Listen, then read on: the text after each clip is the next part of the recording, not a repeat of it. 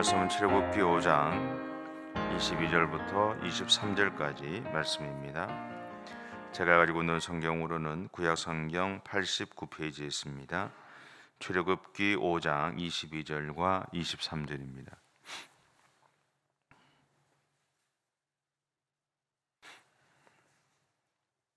찾으셨죠?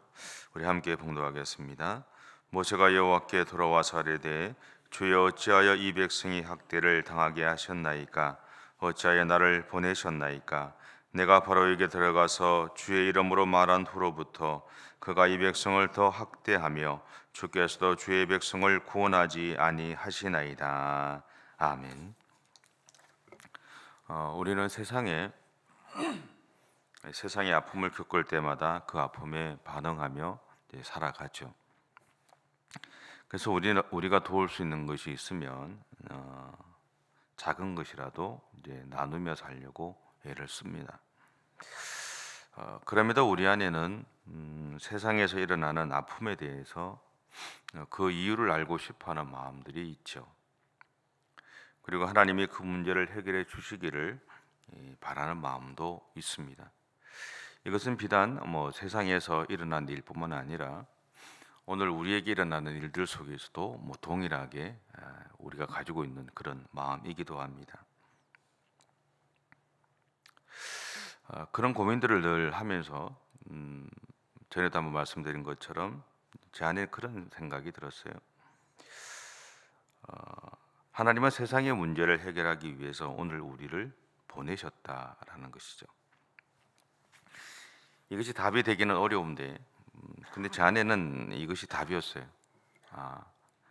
하나님이 세상의 문제를 해결하기 위해서 내 삶의 주변에서 일어나는 일들의 문제를 해결하기 위해서 나를 보내셨다. 그 이야기는 내가 이 세상에서 지금 해야 될 일이 있다라는 것을 의미하죠. 이 모세와 아론이 바로 왕을 만난 다음에 이스라엘 백성들에게 일어난 일은 사실은 좀 가혹할 정도의 그런 일이었습니다. 그래서 그들은 21절에 보면 21절에서 모세를 향해서 또 모세와 아론을 향해서 이렇게 원망을 하거든요. 21절 같이 한번 읽어볼까요? 21절입니다. 시작. 그들에게 이르되 너희가 우리를 바로의 눈과 그의 신하의 눈에 미운 것이 되게 하고 그들의 손에 칼을 주어 우리를 죽이게 하는도다. 여호와는 너희를 살피시고 판단하시기를 원하노라. 40년 만에 모세가 찾아와서 그들에게 하나님의 마음을 전달했을 때 이스라엘 백성들의 마음에는 하나님이 자신들을 기억하고 계셨다라는 그 사실로 인해서 기쁨이 가득 찼습니다. 그리고 하나님이 자신들의 기도를 들으셔서 애굽에서 해방시키신다라고 하는 것을 알고는 너무나 감격했죠. 하지만 그들을 애굽에서 데리고 나오기 위해서는 사실은 그만한 대가가 필요했어요.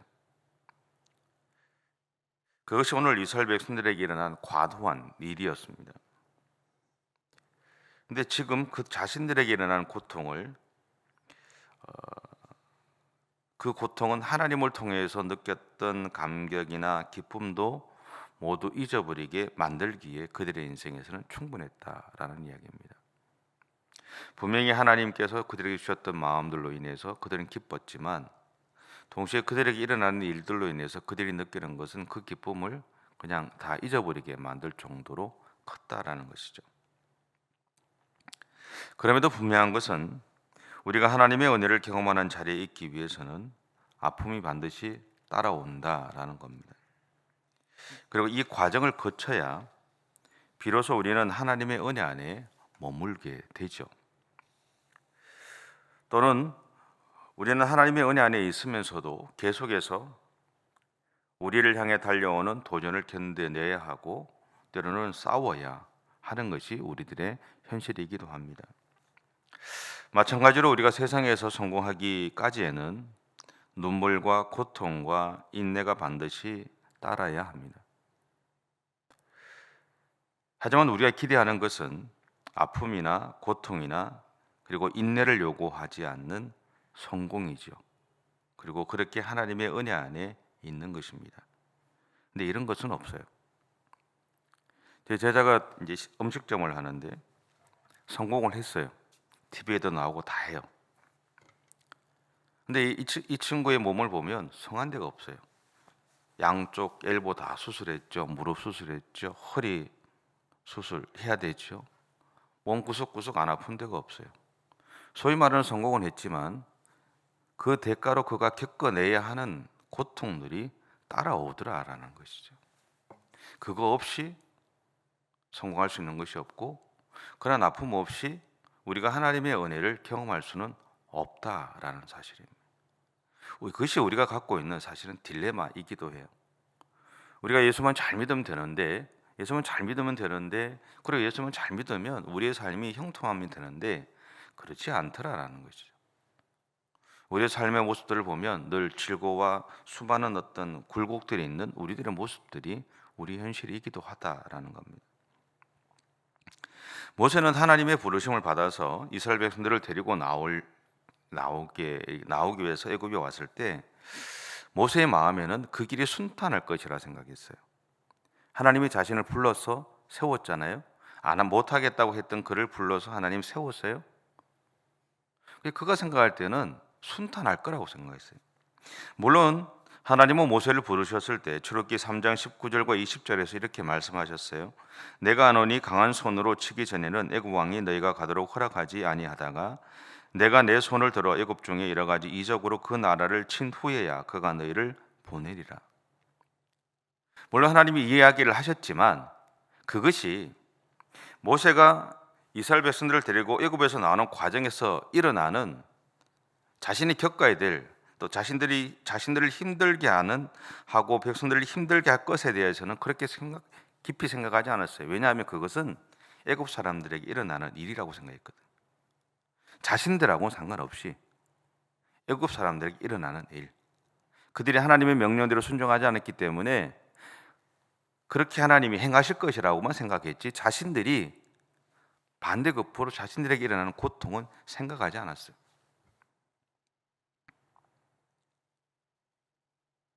그 현실 앞에서 백성들이 모세와 아론을 원망했을 때, 그들의 원망을 들었을 때 모세는 40년 전에 백성들이 자신을 받아들이지 40년 전과 같이 백성들이 자신을 받아들이지 않을 것 같은 두려움이 그의 몸을 감싸는 것을 그는 경험하게 됩니다. 그래서 본문에서 그는 이렇게 기도했던 것이죠. 22절과 23절인데 제가 읽어볼게요. 그냥 모세가 여호와께 돌아와서 아뢰되 주여 어찌하여 이 백성이 학대를 당하게 하셨나이까? 어찌하여 나를 보내셨나이까? 내가 바로에게 들어가서 주의 이름으로 말한 후로부터 그가 이 백성을 더 학대하며 주께서도 주의 백성을 구원하지 아니하시나이다.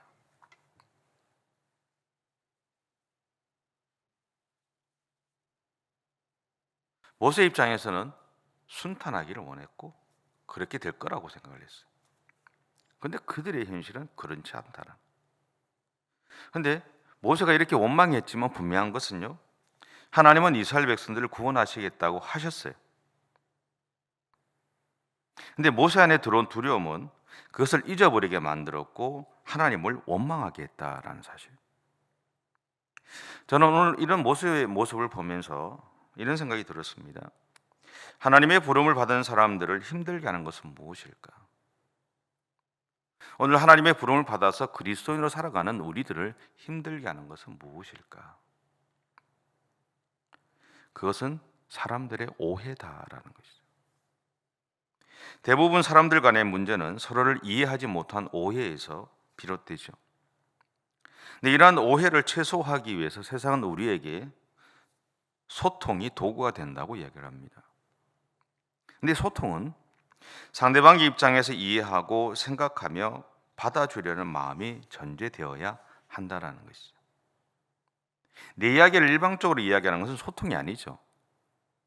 그 상대방을 생각하고 그가 어떤 마음을 갖고 있는지, 어떤 마음을 품고 있는지, 내가 A라고 이야기했을 때 이 사람이 어떻게 받아들일지를 고민하면서 그 충격을 최소화하면서 이야기를 해야 되는 것이고, 그 마음을 전달을 제대로 잘 품고 해야 되는데 그렇지 못할 때가 많다라는 것이죠. 어쩌면 오늘 모세가 하나님에게 했던 절규에는 하나님과 자신 사이에 소통의 문제가 있다는 것을 인정하는 것일 수도 있습니다.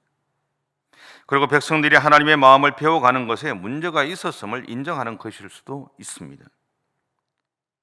왜냐하면 하나님은 모세나 백성들에게 그들이 애굽에서 나오는 것이 산책하는 것처럼 그렇게 나올 것이라고 말씀하신 적이 없어요. 너희들이 거기서 나올 때 아무런 문제가 없을 거다라고 이야기하신 적이 한 번도 없어요. 그냥 데리고 나오겠다고 이야기하셨어요. 다만 하나님이 일하셨으니까 그렇게 될 것이라고 그들 자신이 믿었을 뿐이다라는 거예요. 이것이 바로 우리가 하나님에게 가지고 있는 오해입니다. 제 자신도 그랬고, 이게 우리가 하나님 앞에 갖고 있는 오해예요. 내가 예수 믿으면 모든 문제가 다 해결될 거라고 생각해요. 그렇지 않아요. 우리가 삶을 살아가면서 경험해 보는 것은 그렇지 않다라는 거예요. 수많은 어려움들, 수많은 문제들이 우리를 늘 괴롭히고 살아가는 것이 우리들의 현실이에요. 그럼에도 분명한 것은 뭐냐면 하나님은 오늘 또 하나님의 방법으로 우리 안에서 일을 행하신다라는 거예요. 물론 우리는 여전히 하나님이 우리의 삶을 순적하게 인도해 주시기를 원해요. 저도 그렇고 아마 여러분도 그럴 겁니다. 하지만 그렇지 않다고 해도 하나님은 오늘 우리의 삶을 인도하세요. 그 길이 어려움이 있는 길일 수도 있고 아픔이 있는 길일 수도 있지만 또 정말 우리가 바라는 것처럼 아무런 일도 일어나지 않는 그런 순적한 길이 될 수도 있지만 그 길은 하나님이 인도하신다라는 겁니다. 그러기에 지금 우리에게 필요한 것은요, 이렇게 행하시는 하나님의 마음을 이해하고 인정하고 받아들이는 겁니다. 이게 어렵다는 거 압니다. 제가 3주 전에 수요일을 그렇게 부탁드린 것이 있어요. 내 마음이 아닌 하나님의 마음을 찾자라고. 여러분, 오늘 하루를 이렇게 살아가실 때 우리는 어차피 내 마음에 집중하고 살아갑니다. 그런데 우리의 마음만이 아니라 우리를 향한 하나님의 마음을 찾아가시는 하루의 삶이 되셨으면 좋겠어요. 그리고 우리 인생 가운데서 일어나는 수많은 일들이 있지만 분명한 것은 그 모든 과정 속에서 분명히 하나님은 우리와 함께 하신다는 거예요. 여러분도 많은 일들을 겪었지만 저도 십몇 년의 시간들을 겪으면서 제가 찾은 답이에요. 내가 우는 가운데도 하나님은 나와 함께 하셨고, 내가 분노하는 가운데도 하나님은 함께 하셨고, 내가 절규할 때도 하나님은 함께 하셨고, 내가 외로울 때도 함께 하셨고, 내가 아플 때도 함께 하셨어요. 모든 순간에서 하나님은 나와 함께 하셨어요. 그 하나님이 오늘 이스라엘 백성들이 모세가 절규하면서 이야기했던 그 이야기 속에서도 하나님은 여전히 함께 하고 계신다는 거죠. 다만 우리는 우리가 원하는 것을 자꾸 이야기할 뿐이고 그렇게 되지 않았을 때 절망할 뿐이다라는 이야기입니다. 근데 절망하지 마십시오. 아파하지 마시고 포기하지 마세요. 하나님은 그 모든 과정 속에서 우리와 함께 하세요. 그리고 그 하나님이 오늘 또 우리의 손을 붙잡아 주실 겁니다. 기도하겠습니다. 사랑의 주님, 감사합니다. 연약한 우리들을 사랑해 주셔서 우리로 하여금 하나님의 은혜 안에 살아갈 수 있도록 인도해 주신 은혜와 사랑에 감사를 드립니다. 우리에게 주어진 인생의 삶이 녹록지 않은 것이 우리들의 현실이지만 그러나 분명한 것은 그 현실 속에서 하나님은 오늘도 나와 함께해 주십니다.